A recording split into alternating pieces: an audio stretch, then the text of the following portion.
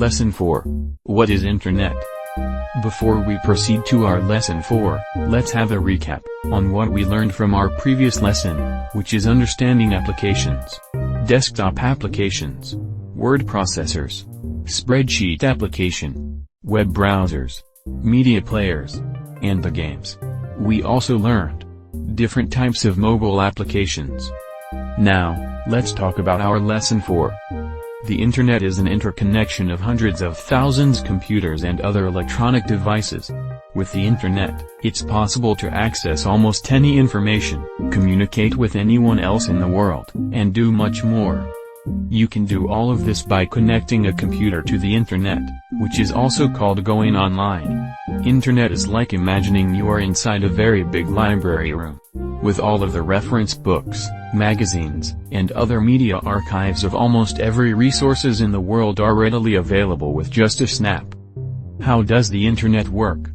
We already know that the Internet is made up of computers all over the world. Each of these computers is connected by phone lines or cables or even wireless connections like Wi-Fi, 3G, or 4G. If your computer is connected to the Internet, it speaks a special language with other computers called TCP/IP. This language allows you to get information, send messages to friends, listen to music, watch videos, and visit your favorite social networking sites.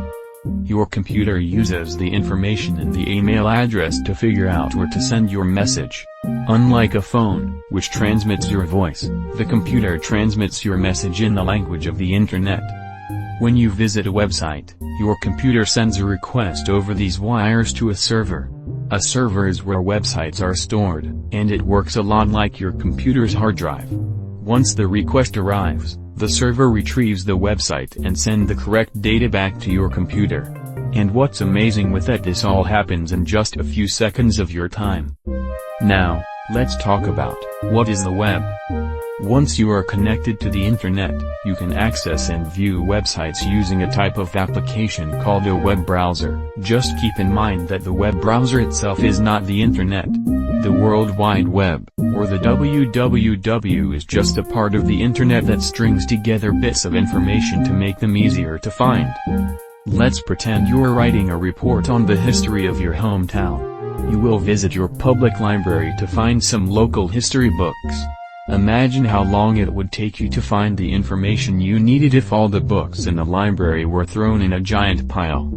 This is how the World Wide Web works, too. Instead of all the information on the Internet being thrown together in an electronic pile, the World Wide Web creates links between related information to help keep it organized. Other things you can do on the Internet. One of the best features of the Internet is the ability to communicate almost instantly with anyone in the world. Email is one of the oldest and most universal ways to communicate and share information on the Internet, and billions of people use it. Social media allows people to connect in a variety of ways and build communities online. 1. Search engines. With billions of different websites online today, there is a lot of information on the Internet. Search engines make this information easier to find. All you have to do is to type one or more keywords, and the search engine will look for relevant websites. There are many different search engines you can use, but some of the most popular include Google, Yahoo and Bing. 2. Email. Short for electronic mail, it is one of the oldest and most universal ways to communicate and share information on the Internet, and billions of people use it. Email is a way to send and receive messages across the Internet. Almost everyone who uses the Internet has their own email account, usually called an email address. This is because you will need an email address to do just about anything online, from creating a Facebook account to registering in online banking. An example of an email address. Some websites are not accessible without registering your email address. 3. Social media. Better known as social networking sites are another way to connect and share with your family and friends online. Rather than sharing with just a few people over email, social networks make it easier to connect and share with many people at the same time. Social media allows people to connect in a variety of ways and build communities online. Facebook. is an example of a social media site. It is the world's largest social networking site, with more than 1 billion users worldwide. 4. Chat and instant messaging. Chat and instant messaging or IM are short messages sent and read in real time, allowing you to converse more quickly and easily than email. These are generally used when both, or all, people are online, so your message can be read immediately. By comparison, emails would not be seen until recipients check their inboxes. Skype is an example of an instant messaging application wherein you can chat and communicate instantly with your friends or relatives. 5. Online media. There are many sites that allow you to watch videos and listen to music.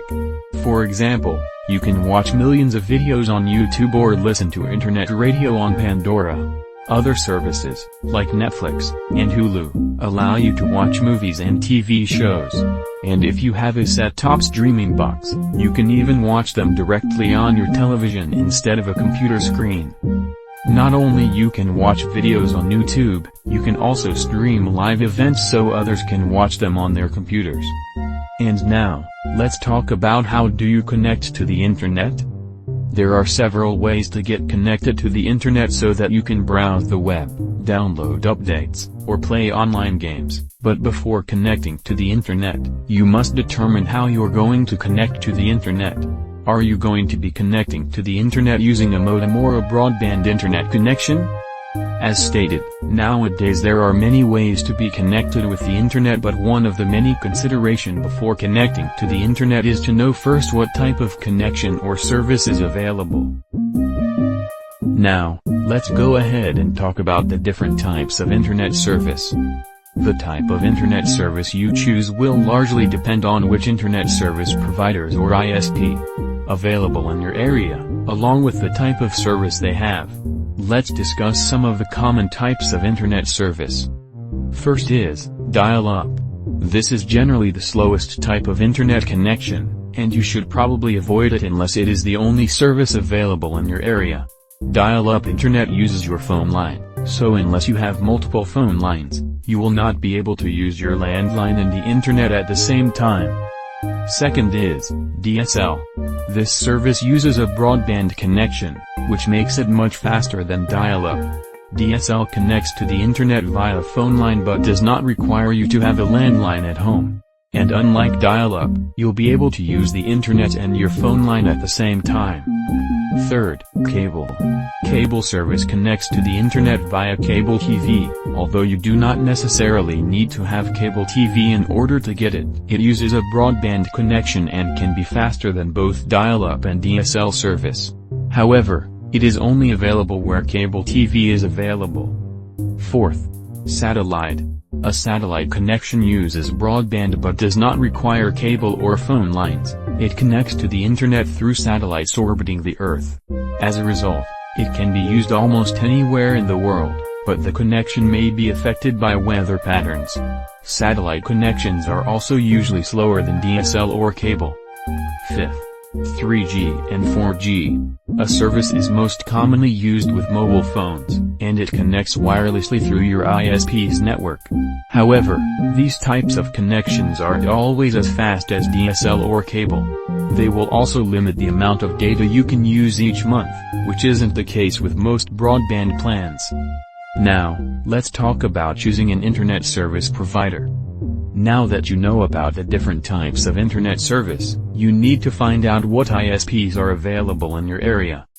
Most ISPs offer several tiers of service with different internet speeds and bandwidth, usually measured in Mbps, short term for megabits per second. If you mainly want to use the internet for email and social networking, a slower connection around 2 to 5 megabytes per second might be all you need.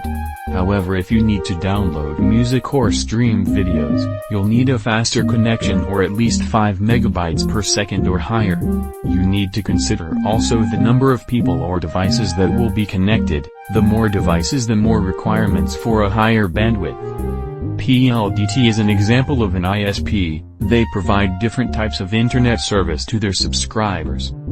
Hardware needed for the internet connection. Although most of newer computer today is ready for an internet connection, Although, most of newer computer today is ready for an internet connection, you need to check first if your computer or machine has a functioning hardware device for the internet connection. 1. Modem. Short for modulator-demodulator. A modem is a device that enables a computer to transmit data over telephone or cable lines.